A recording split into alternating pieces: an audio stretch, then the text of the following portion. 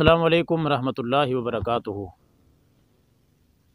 नवंबर बहुत दूर है, हुकूमत पहले ही घर चली जाएगी। मरियम नवाज़ का मज़ीद क्या कहना था।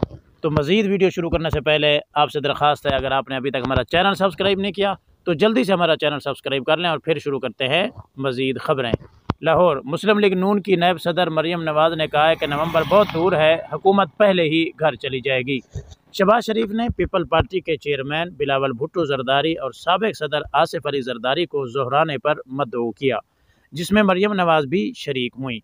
बाद अज़ां मरियम नवाज़ ने मीडिया से गुफ्तगू करते हुए कहा कि सियासी जमातों में इख्तलाफात होते हैं, लेकिन हमको आवाम की मुश्किलात इकट्ठा रखती हैं। आवाम के मसाइल पर बाहमी इख्तलाफात भुलाकर हम इकट्ठे हो जाएंगे। मज़ीद ऐसी दिलचस्प वीडियोज़ के लिए हमारा चैनल ज़रूर सब्सक्राइब कीजिए। Thank you for watching.